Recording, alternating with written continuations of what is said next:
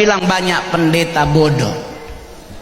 Karena pendeta kalau berdoa suka keterlaluan, selalu minta Tuhan suruh datang. Pernah dengar doanya, Tuhan hadirlah di tempat ini, disuruh datang. Anda tidak baca Alkitab kalau Tuhan datang kiamat?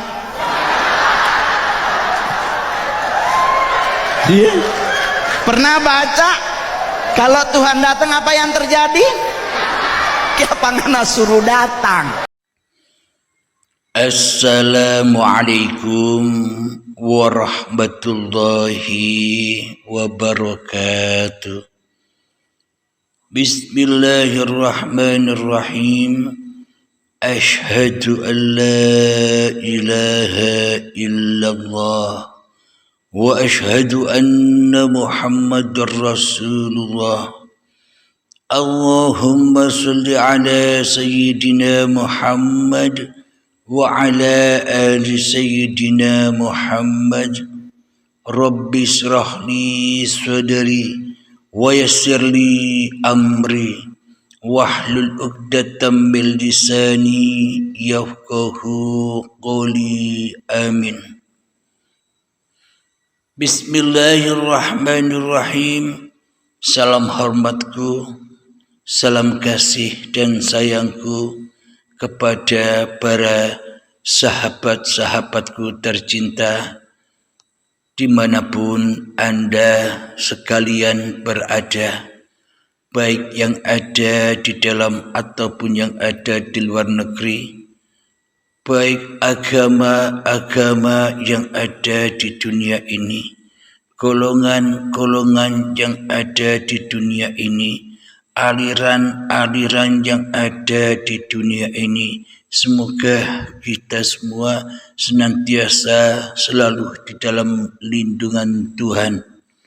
Amin ya rabbal alamin. Bismillahirrahmanirrahim. Kali ini kita akan mengkaji persamaan demi persamaan agama-agama, golongan-golongan, aliran-aliran ketuhanan yang ada di dunia ini. Saya unggah video TikTok dari sahabat kita yang beragama Nasrani. Di sini kami tidak memperdebatkan perbedaan-perbedaan, akan tetapi kita mencari persamaan, menyatukan kembali agama-agama, menyatukan kembali tujuan manusia memeluk suatu agama, menyatukan kembali tujuan golongan-golongan apapun, aliran-aliran apapun di dalam beragama dan di dalam bertuhan. Kita umat manusia ini banyak persamaannya daripada perbedaannya. Persamaannya di dalam rangka beragama dan bertuhan, namun perbedaannya dalam rangka kepentingan iblis dan setan. Perbedaannya dalam rangka kepentingan hawa nafsu setiap diri manusia itu sendiri yang membuat manusia itu berbeda-beda kepentingan. Alhamdulillahirabbil alamin. Kristus bangkit. Jadi apa yang dimaksud Kristus bangkit itu, mohon maaf bagi saudara-saudaraku yang beragama Nasrani. Saya beragama Islam. Tapi mohon permisi, sekali lagi di sini kami mencari titik persamaannya agar kita tak mudah lagi diombang-ambingkan, tak mudah lagi diadu domba antar satu agama dengan agama yang lain, antar golongan yang satu dengan golongan yang lain, antar aliran yang satu dengan aliran yang lain, agar kita bisa saling menghormati, bersatu padu di dalam indahnya kehidupan dunia ini. Kebangkitan Kristus atau Kristus bangkit, makna tafsir sejatinya. Sebelum kita menjelaskan tafsir sejati Kristus bangkit, menurut hati sahabat-sahabat kita yang berada di dalam agama Nasrani, yang dimaksud Kristus bangkit itu pasti di dalam hati kita menyangka bahwa Kristus yang kita sebut itu, Kristus yang kita agung-agungkan sebagai juru selamat untuk manusia, sesungguhnya di dalam tiap-tiap hati manusia sudah ada Kristusnya. Di setiap jiwa-jiwa manusia sudah ada juru penyelamatnya. Siapakah juru penyelamat seluruh manusia itu?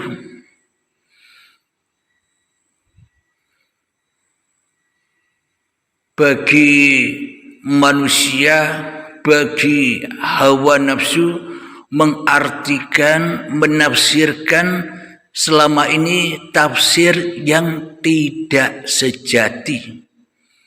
Siapapun orangnya, apapun agamanya, apapun golongannya, apapun aliran-alirannya, kita selama ini mentafsirkan apapun itu masih tafsiran yang tidak sejati. Tafsir yang non sejati. Kita selama ini jauh dari tafsiran kitab-kitab sucinya Allah dengan kitab sejati, tafsiran sejati. Selama ini tafsirannya apapun ayat yang di dalam kitab-kitab itu, kita, terutama diri saya Abdul Halim ini yang bodoh ini, mentafsirkan isi kitab-kitab suci itu dengan tafsiran ala Abdul Halimnya. Menafsiri kitab-kitab itu dengan ala versi hawa nafsu Abdul Halimnya, yakni pemahamannya, pengertiannya, pentafsirannya ala Abdul Halimnya sendiri, bukan ala Tuhan, bukan versi Tuhan. Kitab-kitab itu dimengerti atau diyakini atau ditafsiri menurut versi manusianya, yakni tafsir yang tidak sejati karena mengikuti hawa nafsu manusianya. Seperti Kristus bangkit itu maknanya akan bangkit juru selamat. Di manakah dia, Kristus itu, juru selamat itu? Juru selamat itu sudah ada di dalam tiap-tiap jiwa manusia. Karena jiwa-jiwa manusianya masih tertidur, karena jiwa-jiwa manusianya masih mati. Ini sama di dalam ayat suci Al-Quran. Bismillahirrahmanirrahim. Kullu nafsin dha'iqatul maut. Setiap jiwa pasti akan terkena kematian. Jadi setiap jiwa, setiap manusia yang bernyawa, yang merasa manusianya hidup, yang manusianya merasa yang memiliki hidup, pasti akan kehilangan hidup. Pasti akan menemui ajal atau kematian. Jadi maknanya kematian seluruh manusia itu kapan? Bila kita memahami babakan secara tafsiran yang tidak sejati, yakni tafsir yang menurut hawa nafsu tiap-tiap diri manusianya, pasti menuduh atau menilai kematian itu matinya badan, matinya raga, mati secara syariat, mati secara versi hawa nafsu, mati versi kemanusiaannya, ya matinya badan-badan ini dikatakan kematian. Akan tetapi kullu nafsin dha'iqatul maut, setiap jiwa pasti merasakan kematian itu, yang bagaimana menurut tafsir sejatinya, menurut Allah, menurut Bapa, menurut Gusti, menurut Rama, menurut Sang Yang Widi. Bagaimana penafsiran sejati menurut Tuhan? Kematian yang dimaksud kematian menurut Tuhan itu ketika setiap jiwa-jiwa manusia ini masih mati, masih tertidur. Itulah yang dimaksud kematian jiwa.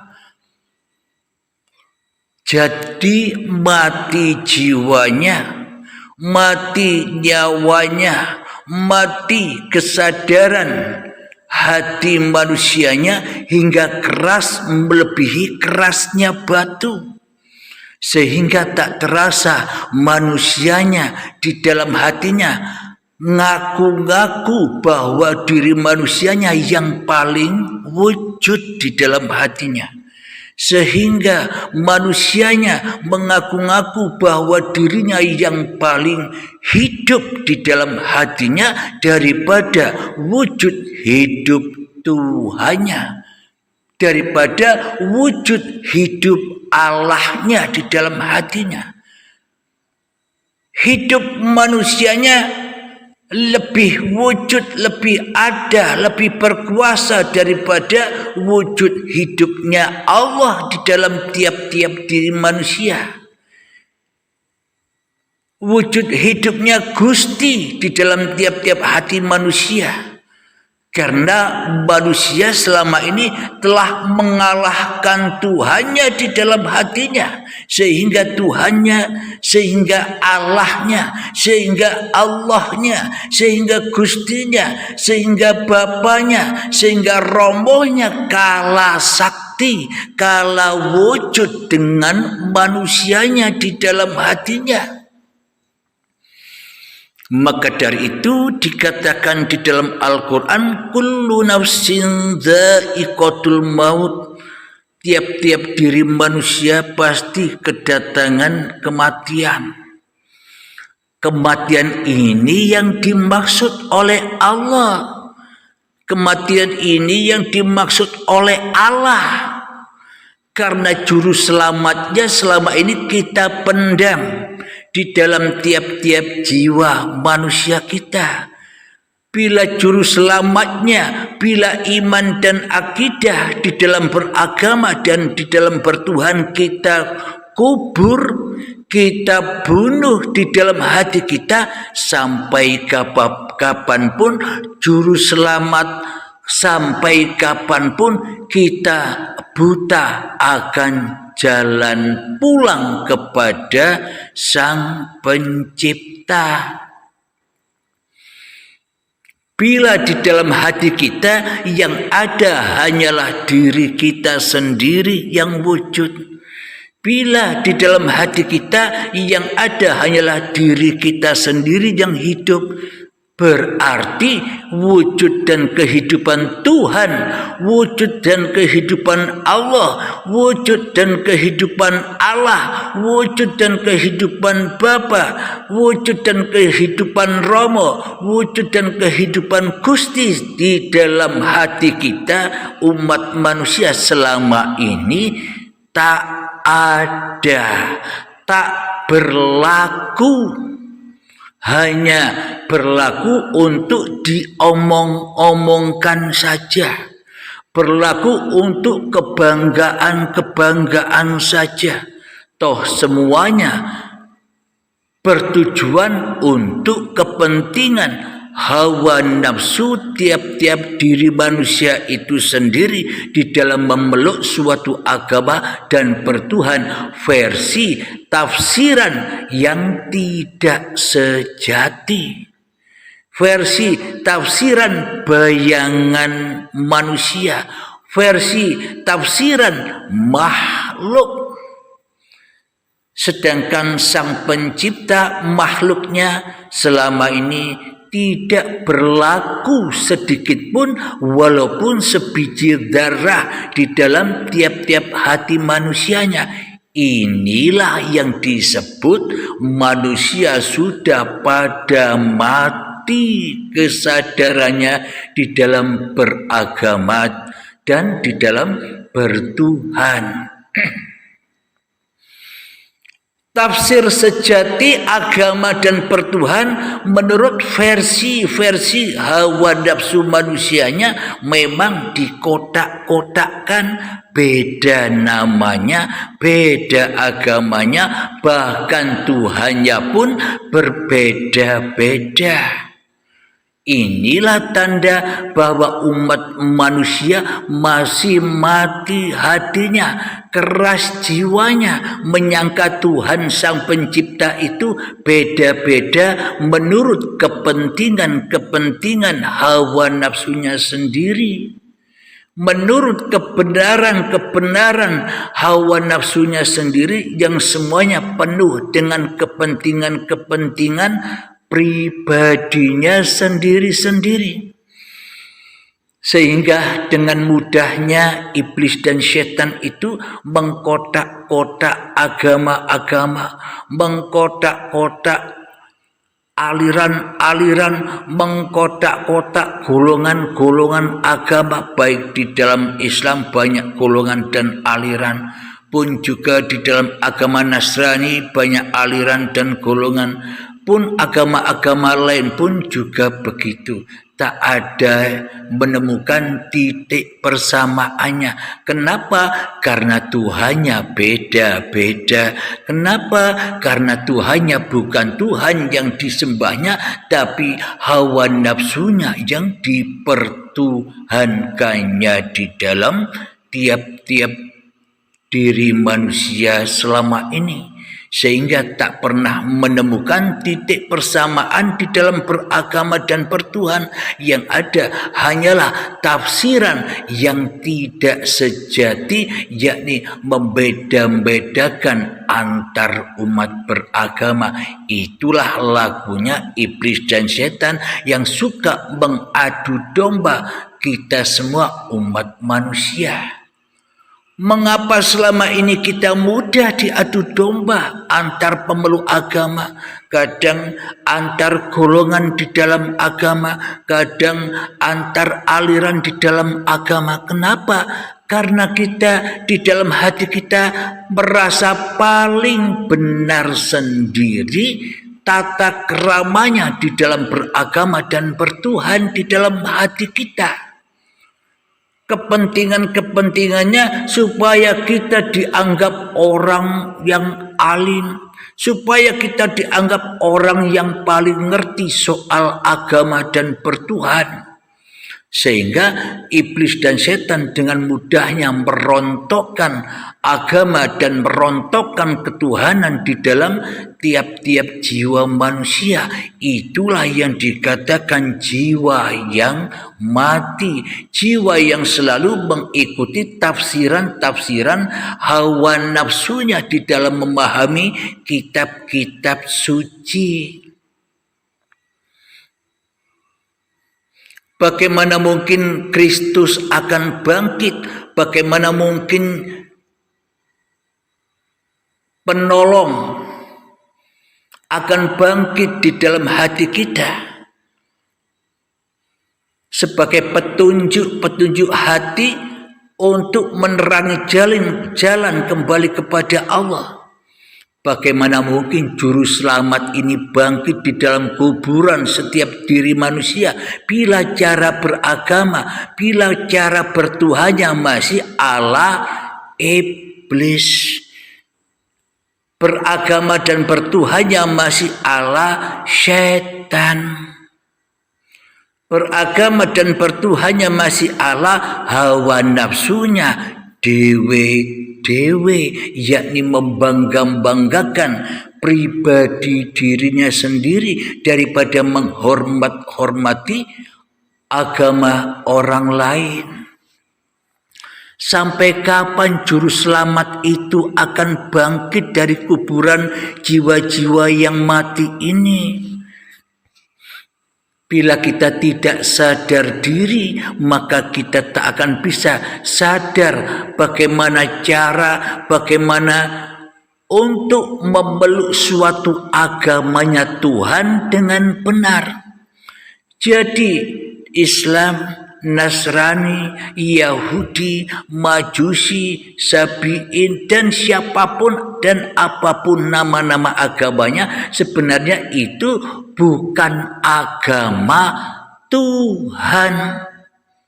Tapi semua itu hanyalah petak-petak geng-geng agama-agamanya iblis dan setan, supaya manusia terpecah-pecah sehingga mudah untuk dipermainkan, untuk diperbudak oleh iblis dan setan di adu domba kita. Karena kita belum menyadari bagaimana untuk membangkitkan juru selamat yang ada di dalam tiap-tiap diri manusia. Juru selamat itu bukan yang ada di luar diri manusia. Itulah kesalahan penafsiran hawa nafsu selama ini, menganggap juru selamat untuk kembali kepada Tuhan itu disangka ada di luar diri. Mencari juru selamat ke sana kemari, mencari juru selamat sampai ke luar negeri dan sebagainya, mencari juru selamat sampai keliling dunia, ya selamanya tak akan bertemu. Wong juru selamatnya ada pada masing-masing diri manusia kita, dan sekarang keadaannya masih terkubur. Isa Al-Masihnya masih terkubur di dalam tiap-tiap diri manusia. Al-Mahdinya, sang petunjuk, juga masih tidur. Bila Isa Al-Masih dan Imam Mahdi masih terkubur di dalam setiap jiwa diri manusianya, bagaimana mungkin manusianya bisa memeluk suatu agama dan bertuhan? Bagaimana mungkin manusianya bisa bersama-sama dengan juru selamatnya? Bila juru selamatnya saja selama ini dininabobokkan di dalam tiap-tiap diri manusia kita. Kita merasa lebih percaya diri dengan kebenaran yang kita sangkakan selama ini di benak hati kita. Memang kita ini dasar budak-budaknya iblis, maka kita diperalat oleh iblis dan setan. selama ini, karena jiwa kita belum menemukan juru selamat, karena jiwa kita belum menemukan kesadaran bagaimana beragama dan bertuhan yang benar menurut tafsir sejati di dalam semua kitab-kitab suci yang diturunkan kepada manusianya. Ada Taurat, Zabur, Injil, Al-Quran, dan kitab apa-apapun yang dipeluk, yang diyakini oleh saudara-saudara kita yang di luar agama Hindu, Buddha, Konghucu, apapun agamanya pasti ada kitab suci untuk petunjuk sehingga manusia bisa kembali pulang kepada Tuhan yang telah menciptakannya. Yakni dengan cara apa kita bisa selamat kembali kepada Tuhan? Ya, kita harus bangkitkan Kristusnya, harus kita bangkitkan juru selamatnya Al-Mahdi di dalam setiap jiwa-jiwa manusia kita, agar kita bisa dituntun kembali pulang kepada Tuhan Sang Pencipta dengan selamat.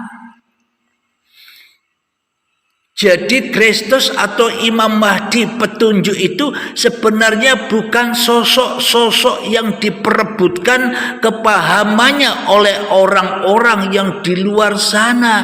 Itu salah jalan, itu salah sangka. Yang diperebutkan sebagai kebenaran hanyalah memperebutkan angan-angan saja, memperebutkan bayang-bayang saja, rebutan mimpi. Selama ini manusia bertuhan dan beragama itu rebutan kebenaran, tapi mimpi. Dikira juru selamat itu, dikira kebenaran itu yang ada di luar dirinya, padahal tak ada yang benar pun, tak ada jalan selamat pun bila kita menengok atau menatap, mencari yang ada di luar diri manusianya. Karena semua hanyalah bayangan dan tipuan fata morgana, pikiran-pikiran, halusinasi manusianya, sehingga berbeda-bedalah pendapat-pendapat saudara-saudara kita yang sudah memeluk agama. Beda pendapat, beda pandangan. Kenapa? Yang dipandang yang ada di luar diri kita saja. Coba seluruh manusia, seluruh agama, seluruh golongan, seluruh aliran coba masuk ke dalam diri kita. Disitulah tempat kuburan juru selamat yang selama ini kita kubur. Disitulah kuburan Isa dan Al-Mahdi serta kuburan Muhammad yang didewa-dewakan oleh umat muslimin. Yang dimaksud didewa-dewakan Muhammad yang di luar sana, yang sudah wafat 14 abad yang lalu. Itu yang didewa-dewakan. Berarti ya salah jalannya. Bukan Muhammad yang sudah wafat itu yang wajib diikuti dan wajib didewa-dewakan. Muhammad yang selama ini terkubur di dalam setiap jiwa-jiwa manusia, itulah yang harus dibangkitkan supaya menerangi, supaya bisa menunjukkan kita jalan kebenaran menuju Sang Pencipta. Inilah persamaannya. Jadi jangan cari Tuhan di luar dirimu, carilah Tuhan yang ada di dalam dirimu, yang sebenar-benarnya. Kita sudah lama, sudah puluhan tahun ngaku-ngaku jadi Tuhan di dalam setiap benak jiwa hati kita sendiri-sendiri, sehingga Tuhannya, sehingga juru selamatnya, sehingga nur ketuhanan itu masih terkubur di dalam setiap jiwa manusia kita, karena kita buta akan jalan kepada Tuhan. Di dalam Al-Quran ada ayat Bismillahirrahmanirrahim. Man kana fi hadhihi a'ma fahuwa fil akhirati a'ma wa adallu sabila. Barang siapa di dunia ini buta mata hatinya, maka di akhirat pun akan semakin buta mata hatinya, bahkan tersesat-sesat jalannya menuju Tuhannya. Inilah ayat itu, bahwa mencari Tuhan, beragama dan bertuhan itu Allah hati, Allah yang ada di dalam diri, bukan Allah versi hawa nafsu setiap jiwa-jiwa manusia yang selalu mencari-cari Tuhan, yang selalu mencari-cari jalan agama, yang selalu mencari juru selamat yang ada di luar itu. Buat apa bayangan dicari-cari? Buat apa bayangan dibangga-banggakan? Buat apa bayangan dimulia-muliakan? Bayangan toh tetap bayangan. Bayangan akan selalu mengikuti siapa yang punya bayangan. Ada dahulunya juga al-insanu sirri wa ana sirruhu. Sesungguhnya manusia itu adalah suatu rahasia, dan akulah, kata Allah, sebagai pemegang penuh kerahasiaan manusia. Berarti Allah, Romo, Bapa, Gusti Sang Hyang Widi, nama-nama Tuhan itulah uripe Allah. Jadi nama urip itu, hidup itu banyak namanya. Ada nama Allah, ada nama Allah, Bapa, Romo, Sang Hyang Widi, dan sebagainya. Itu hanyalah sebuah nama semua.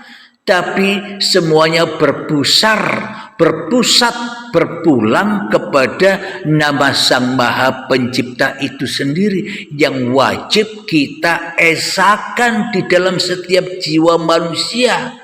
Bukan malah kita mengesakan, bukan malah kita mentauhidkan diri kita sendiri di dalam benak hati kita. Itulah yang membuat kita semua umat manusia tersesat dari agama Tuhan.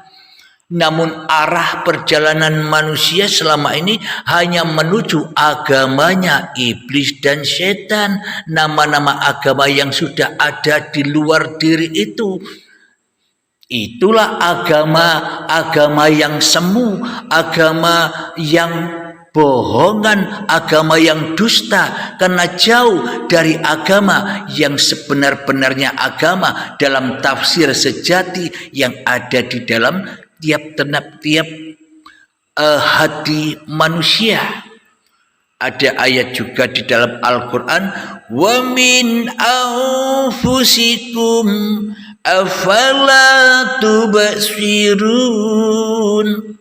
Dan semua sudah ada pada dirimu. Apakah kamu tidak melihatnya? Apakah kamu tidak menyaksikan? Bagaimana mungkin kita bisa menyaksikan Tuhan? Bagaimana mungkin kita bisa selamat menuju ke jalan Tuhan? Bagaimana mungkin kita bisa sampai kepada Tuhan? Wong kepada diri kita sendiri, umat manusia, kita tak tahu diri. Kita tidak kenal siapa diri kita sendiri ini. Dari mana diri kita ini ada? Dari mana diri kita ini wujud? Dari mana diri kita ini tercipta?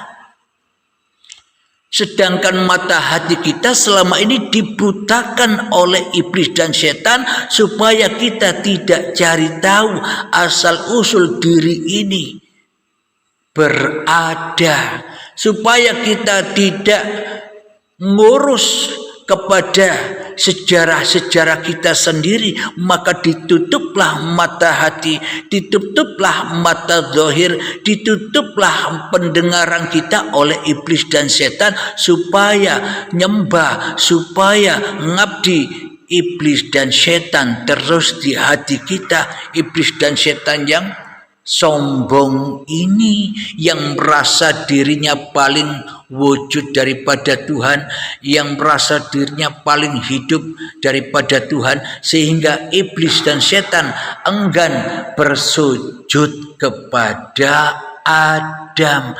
Iblis dan setan dan seluruh umat manusia tidak rela, tidak ridho di dalam hatinya bila hanya Tuhan yang ada di dalam hatinya. Jadi tafsir yang sejati-jatinya, tafsir kitab-kitab yang ada di dunia ini, yakni harus mengesahkan Tuhan, harus mentauhidkan Tuhan, harus menghadirkan Tuhan di dalam tiap-tiap jiwa manusianya. Bila dikatakan manusia itu bertuhan, tapi lucunya manusia takut kepada Tuhannya. Siapapun itu, ya termasuk saya. Lucunya bagaimana? Lucunya adalah kalau kita bertuhan berarti harus datang kiamat dulu. Kalau Tuhan dihadirkan di dalam hati kita, kita harus ketemu kiamat. Bila Tuhan hadir, ya kiamat dulu. Apanya yang kiamat? Bukan kiamat-kiamat yang ditakuti orang yang di luar itu maksudnya. Bukan hancur luluh lantaknya bumi dan langit yang bohongan yang ada di luar itu. Selamanya itu takkan pernah terjadi. Wong itu bayangan, wong itu bohongan. Apapun yang ada di luar kita, tampilan-tampilan wujud apapun yang ada di luar diri kita, itu mung tafsiran non sejati, tidak abadi, tidak sejati, bukan yang sebenar-benarnya. Karena pemahaman yang sebenar-benarnya kiamat itu bukan di luar, tapi ada di dalam tiap-tiap diri manusianya. Mau kiamat tidak, rela dan ridho tidak kembali kepada Tuhan. Hanya itu. Kebanyakan hawa nafsu tidak rela, kebanyakan hawa nafsu tidak ridho. Bila dirinya, bila hatinya, jiwanya, nyawanya, rohnya, hidupnya itu harus dihancurkan. Hidup dan badannya harus dihancurkan. Manusia tidak rela dan tidak ridho. Kenapa? Karena manusia selamanya ingin selalu dan selalu menjadi Tuhan-Tuhan sendiri di dalam tiap-tiap diri manusianya, daripada bertuhan kepada Sang Pencipta. Siapa Dia yang menciptakan kita? Kenapa? Ya karena kalau kita membangkitkan juru selamat yang ada di setiap diri manusia, ya kita wajib mati dulu, wajib bunuh diri dulu. Bukan bunuh diri ala bohongan yang seperti yang di luar sana, membunuh diri badannya, menggorok badannya, menyembelih badannya, mengebom badannya. Bukan itu yang dimaksud bunuh diri di sisi Tuhan. Yang di luar diri itu kan karena adanya penafsiran-penafsiran di dalam kitab-kitab itu, di dalam ayat-ayat suci, penafsiran yang tidak sejati, penafsiran iblis dan setan. Karena manusianya, termasuk saya selama ini, ikut setan, mentuhankan setan, mentuhankan hawa nafsu, sehingga kita selama ini selalu diutus, selalu dirasuli, selalu diperintah-perintah, disuruh-suruh oleh iblis dan setan untuk mengembara di luar diri, sehingga rumahnya menjadi kuburan. Maka butalah mata hatinya. di dunia buta mata hatinya tentang agama dan tentang kebertuhanannya, apalagi akhiratnya, apalagi hatinya dia tak akan paham tentang ketuhanan. Wong di dalam hatinya yang ada hanya Tuhan, iblis dan hawa nafsunya sendiri. Mana mungkin Tuhan seluruh manusia bisa hadir di dalam hati tiap-tiap manusia kalau hati manusia tidak dikiamatkan dulu, tidak dihancur leburkan dulu iblis dan setannya, tidak diluluh lantakan dulu raja manusianya hidup dan badan manusianya. Bila tidak dihancurkan, bila tidak dikiamatkan, bila tidak diberakhirkan, maka selamanya takkan muncul, takkan bangkit juru selamat itu yang menuntun kita ke jalan Tuhan. Bila kita jadi Tuhan terus di dalam hati kita. Jadi kembali kepada pidato saudaraku yang beragama Nasrani di depan tadi. Kita berdoa selama ini seolah-olah kita ingin menghadirkan Tuhan supaya doa-doa kita diterima. Memang logis, bila Tuhannya tidak hadir, mana mungkin doa-doa kita akan tercover, mana mungkin keinginan-keinginan kita bisa terwujud. Bila Tuhannya saja gaib, bila Tuhannya saja tak nyata, bila Tuhannya saja mung hayalan, bila Tuhannya saja angen-angen wae, bila Tuhannya saja fata morgana, enggak jelas. Sama halnya diri saya sendiri sebagai umat Islam selama ini pun Tuhannya sama-sama tak jelas. Siapapun orangnya, apapun agamanya yang ada di dunia ini, semuanya Tuhannya tak jelas. Kenapa? Cari Tuhan ada di luar dirinya. Dirinya sendiri di dalam hatinya jadi Tuhan dewe-dewe. Ya tak pernah akan hadir juru selamat itu untuk menghadirkan Tuhan. Lah bagaimana mungkin kita bisa berdoa kepada Tuhan sedangkan Tuhannya saja gaib, tidak ada.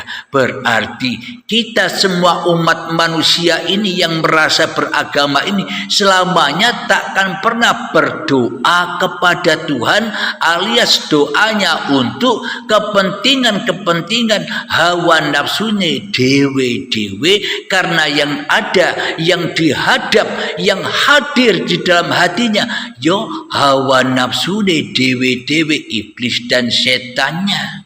Ya disiksa-siksa kita dengan iblis dan setan, disiksa-siksa kita dengan diri kita sendiri, yang mana diri kita selalu ditakut-takuti di dalam kehidupan dunia ini, ditakuti dengan kemiskinan, ditakuti dengan kekurangan, ditakuti dengan kematian. Kenapa? Karena selamanya manusia tidak mau, tidak ridho bila manusianya harus mati. Karena manusianya ingin jadi Tuhan terus. Sudah jelas-jelas manusianya mati, kok masih dikatakan hidup? Nanti ditanya-tanya, didatangi oleh malaikat mungkar dan nakir. Berarti hati kita tidak rela, tidak ridho bahwa setiap kullu nafsin dha'iqatul maut, jiwa kita ini dianggap mati, ora gelem. Maune urip terus, inginnya hidup terus selama-lamanya, tidak peduli hidupnya Tuhan. Karena iblis setannya yang jadi Tuhan. Jadi siapakah Tuhan yang harus kita esakan itu? Jadi siapakah Tuhan yang harus kita tauhidkan? Jadi siapakah Tuhan yang harus dibangkitkan, yang selama ini terkubur di dalam benak setiap jiwa manusia itu? Tuhan itu, Tuhan yang harus diesakan itu di dalam Al-Quran ada ayat Allahu la ilaha illa huwal hayyul qayyum. Allah, tiada Tuhan yang berhak disembah. Dialah hidup yang kekal serta menghidupi seluruh ciptaannya, yang mengatur seluruh ciptaannya. Jadi siapakah yang sebenar-benarnya Tuhan itu? Tuhannya seluruh manusia itu. Jadi coba dihayati saudara-saudaraku, sahabat-sahabatku, wahai seluruh manusia yang ada di dunia ini. Mari kita hayati bersama, dia termasuk saya. Kita hayati bersama.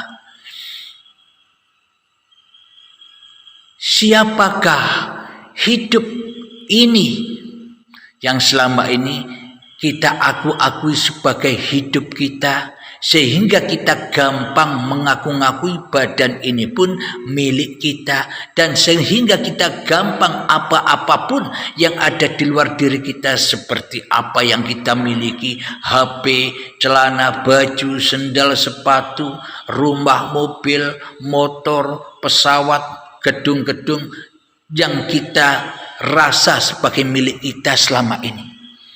Ayo coba kita bersama-sama menghayati, siapa hidupku ini.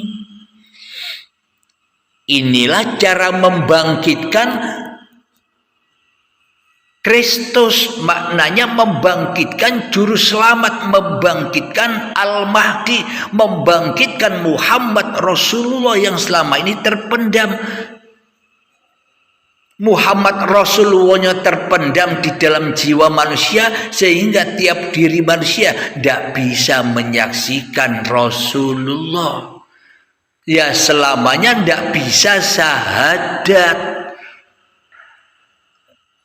Kristusnya tidak dibangkitkan. Mana mungkin kita bisa bersyahadat menyaksikannya. Al-Mahdinya mung hanya diobrol-obrol, diomong-omong wae yang ada di luar sana. Ya yang dalam Al-Mahdinya ya tidak bangkit-bangkit, mati terus.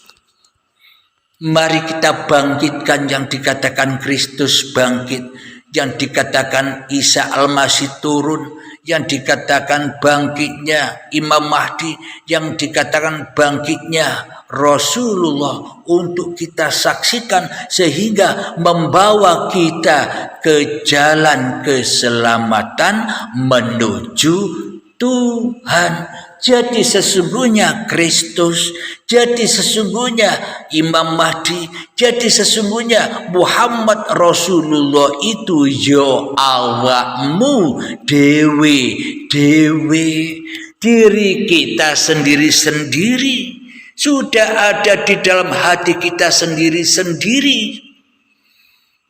Jadi siapakah hidup ini? Bila hidup ini secara logikanya, bila hidup ini hidup diri manusia kita sendiri, lah kapan kita bisa menciptakan hidup ini? Bila memang hidup ini hidup diri kita pribadi, lah kapan kita menciptakannya? Kemudian badan-badan ini, bila badan-badan ini milik kita, lah kapan kita menciptakannya juga? Dari apa kita menciptakannya? Apa kita menciptakan diri kita seperti kita menciptakan mainan-mainan ketika kita saat kecil dari tanah liat sehingga kita bentuk-bentuk seperti orang-orangan? Apa begitu kita menciptakan diri kita? Apakah kita sendiri bisa menjawab, hidup ini, badan ini ciptaan siapa? Kalau bukan kita akui bahwa hidup dan badan ini ciptaan kita selama ini, kita cuma ngaku-ngaku bahwa hidup dan badan ini ciptaan kita sendiri. Itulah iblis dan setan itu, itulah kuburan itu, sehingga gentayangan kehidupan kita, gentayangan roh-roh kita menuju hubbud dunya, cinta dunia, cinta gemerlapnya dunia, cinta uang, cinta harta, cinta motor, mobil, rumah dan sebagainya. Itulah salah satu imbas kita mencintai yang tidak sejati. Kita mentafsirkan ayat-ayat suci dengan tafsiran hawa nafsu kita sendiri. Jadi logikanya begitu, bukan? Kita selama ini telah menguasai hidupnya Tuhan. Kita telah menguasai badannya Tuhan, ciptaan Tuhan. Kita aku sebagai milik kita, sebagai ciptaan kita badan ini. Apa buktinya kita selama ini sudah puluhan tahun merasa jadi Tuhan? Kita akui semua hanya milik kita. Sehingga kita gampang mengaku-ngakui ini puji-pujianku, ini solat-solatku, ini solawatanku, ini zikirku, ini ibadahku,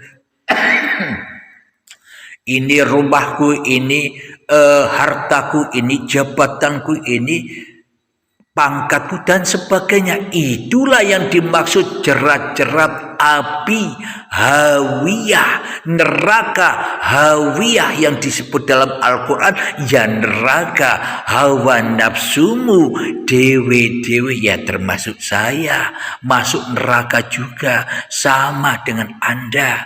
Jangan Anda silau kepada saya, jangan Anda silau kepada sosok saya. Saya sebenarnya bila tak ada uribe Allah, maka saya, Anda sekalian umat manusia ya juga tidak ada.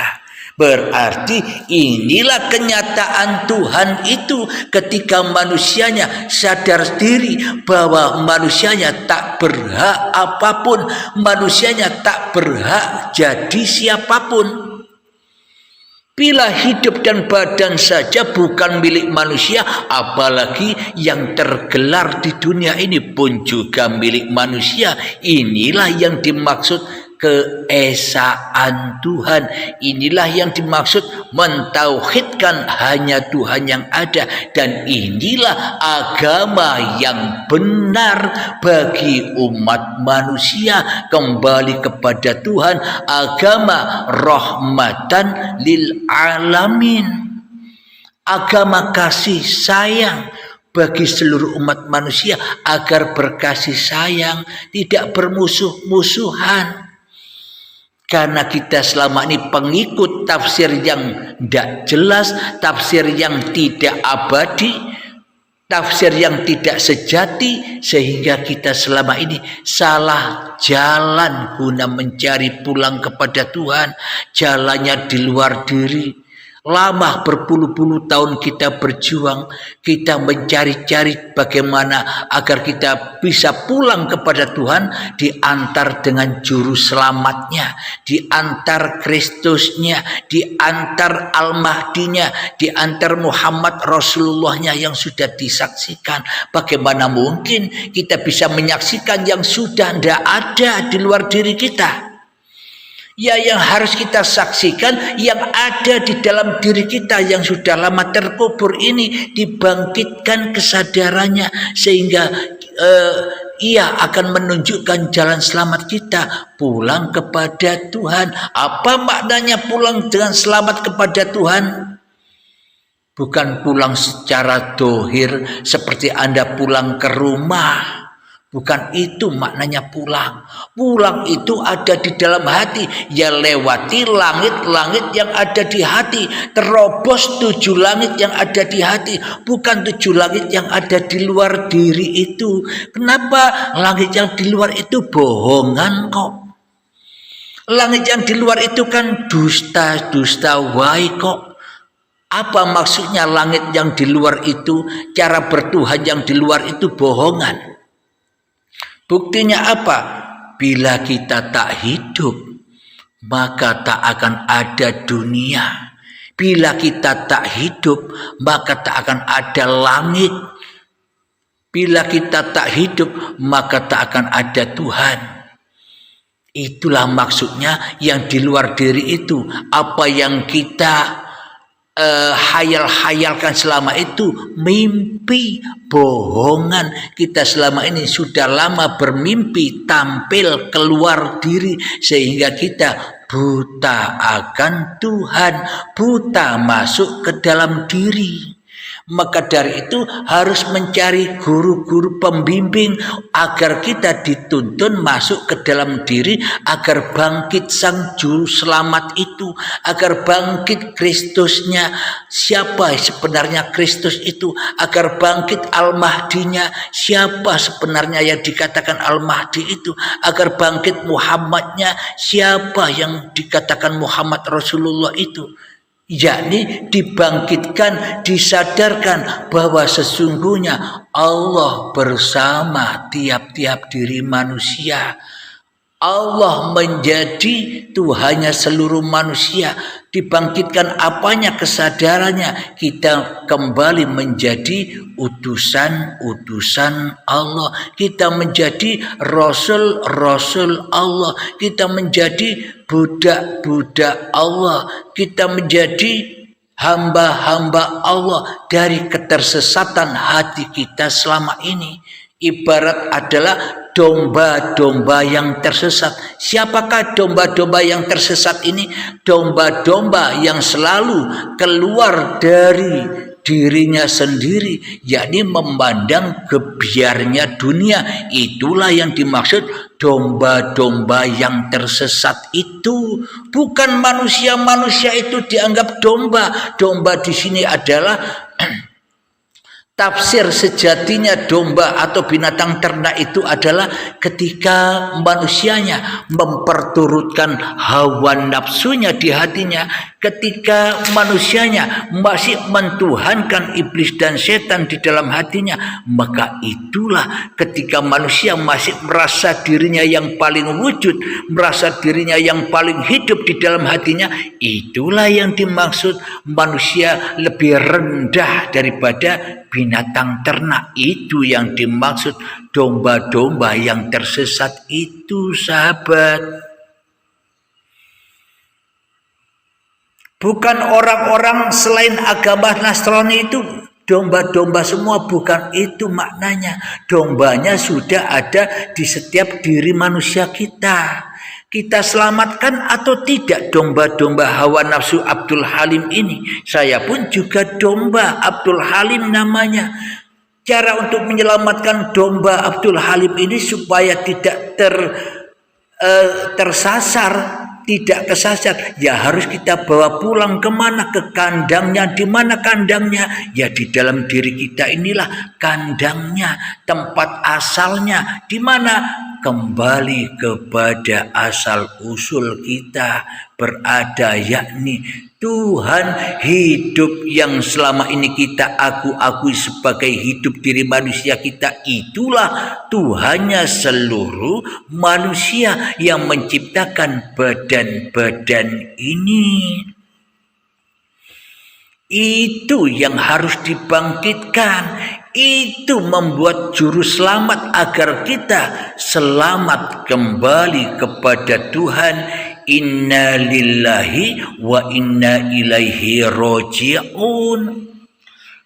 Supaya apa tujuannya? Dibangkitkan Kristusnya, dibangkitkan Al-Mahdinya, dibangkitkan Muhammad Rasulullahnya yang sudah lama terpendam di dalam jiwa kita. Agar supaya apa? Agar kita bisa menyaksikan ayat-ayat Tuhan yang ada di luar diri kita. Itu tujuannya. Jadi kaji diri inilah tujuan seluruh manusia kembali. Jadi ada manusia yang dengan rela dan ridho kembali kepada Tuhannya. Ada juga manusia yang kembali kepada Tuhannya dengan cara dipaksa, digebuki. Jika saatnya tiba, yakni syakaratul maut, dikembalikan paksa dan siksa. Sehingga sakitnya, kata Imam Al-Ghazali, ketika syakaratul maut tiba karena manusianya belum tahu jalan Tuhan, sakitnya ketika dirampas hak cipta, hak milik manusianya, harta yang banyak ditinggalkan dengan paksa, mobil yang mewah ditinggalkan dengan paksa, semua harta-harta yang dibangga-banggakannya, dicinta-cintanya, dipaksa untuk ditinggalkan anak istri, bahkan hidup dan badannya dipaksa pula untuk ditinggalkan supaya bisa kembali kepada Tuhannya. Yakni sakitnya seperti kambing disayat secara hidup-hidup, dipisahkan antara kulit dan dagingnya, masih 1000 kali sakitnya. Saat sakaratul maut tiba itu, saking sulitnya kita meninggalkan dunia, bahkan saking sulitnya kita meninggalkan apa yang sudah kita akui sebagai milik kita, yakni hidup dan badan, ya harus dibaiat supaya Al-Mahdinya bangkit, supaya Kristusnya bangkit, supaya Muhammad Rasulullahnya bangkit untuk menyaksikan ayat-ayat Allah. Berarti siapa yang dikatakan anak-anak Tuhan menurut versi sahabat kita Nasrani? Anak-anak Tuhan yang dimaksud itu hamba-hamba Allah yang sudah ketemu dengan Allahnya, hamba-hamba Bapa yang sudah ketemu dengan Bapanya, hamba-hamba Allah yang sudah ketemu dengan Allahnya, hamba-hamba Gusti yang sudah ketemu dengan Gustinya, yang sudah hadir Allahnya di hati, yang sudah hadir Allahnya di hati, yang sudah hadir Bapanya di hati, yang sudah hadir Romonya di hati, yang sudah hadir Gustinya di hati. Itulah orang-orang yang selamat. Jadi bagaimana mungkin kita bisa selamat? Kepada kehadiran Tuhan saja takut, kepada hari kiamat saja takut. Kenapa itu semua terjadi? Supaya kita tak bisa pulang kepada Tuhan, supaya kita tak bisa terbang kembali kepada Tuhan, alias kita disiksa-siksa terus puluhan tahun bersama Tuhan yang kita pertuhankan, siapa? Iblis dan setan, supaya ada temannya di neraka hawiyah ini, yang panas ini. Alam barzah yang kita nanti-nantikan itu ya sekarang ini, ketika matahari sedepah, akhirnya banyak keringat yang dikeluarkan, banyak sakit yang dirasakan, banyak takut yang dirasakan. Kapan itu? Ya sekarang ini kita disiksa-siksa di alam barzah, alam penantian, alam hijab antara dunia dan akhirat itu. Itulah tafsir sejati menurut kitab-kitab yang sudah diturunkan itu. Kenapa? Karena tak ada kitab kecuali kitabnya Sang Hidup Uripe Allah. Alhamdulillahirabbil alamin. Semoga saya khususnya pribadi dan semoga kita semua umat manusia akan menyadari akan kebangkitan yang ditunggu-tunggu sudah lama puluhan tahun ini, bukan di luar diri tapi di dalam diri. Bangkitkan kesadaranmu, bangkitkan, kembalikan bahwa hidup dan badanmu ini bukan dirimu dan bukan ciptaanmu. Inilah Juru selamat itu yang memerankan tiap-tiap diri manusia. Alhamdulillahirabbil alamin. Saya pribadi Abdul Halim mohon maaf kepada seluruh manusia, mohon maaf kepada seluruh sahabat bila ada tutur kata saya ada yang salah, karena sesungguhnya saya tak punya daya, tak punya ilmu. Memang tempatnya kesalahan bila Abdul Halim ini yang bicara, tempatnya kesalahan bila Abdul Halim ini yang merasa berilmu. Tiada ilmu tanpa ilmunya Tuhan. Semoga saya khususnya dan kita semua seluruh umat manusia dibangkitkan kembali Kristusnya, dibangkitkan kembali Al-Mahdinya, dibangkitkan kembali Muhammadnya agar menjadi Rasulullah lagi. Kita kembali dirasuli Allah, kita kembali diutus Allah, kita kembali disuruh Allah, maknanya diperankan oleh Tuhan. Jangan takut kiamat, jangan takut mati. Ketika kita takut kiamat dan takut mati, ibaratnya kita tidak mau selamat, kita inginnya disiksa-siksa terus dengan hawa nafsu kita, dengan iblis dan setan yang sudah lama membelenggu, memenjara kita selama ini. Semoga tafsir sejati ini bisa mengorek, bisa menembus, bisa mengobrak-abrik kesalahan-kesalahan kita yang selama ini kita tegakkan dalam hati kita, yakni kesalahan-kesalahan kita di dalam bertuhan karena kita mencari Tuhan hanya di luar diri selama ini. Selamanya kita tidak akan menemukan bila kita tidak kembali kepada juru selamat. Siapa yang menghidupkan kita, siapa yang memperjalankan kita ini.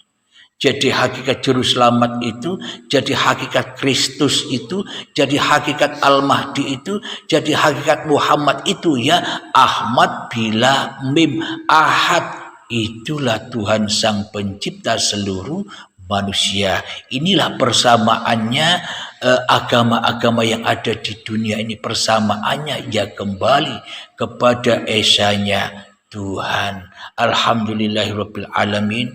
Mohon maaf bila ada salah-salah kata. Salam kenal buat para sahabat-sahabatku tercinta, agama apapun, baik Islam, Nasrani, Yahudi, Majusi, siapapun Anda, salam kenal saya, salam sayang saya. Semoga kita selalu di dalam jalan Tuhan. Amin ya rabbal alamin. Assalamualaikum warahmatullahi wabarakatuh.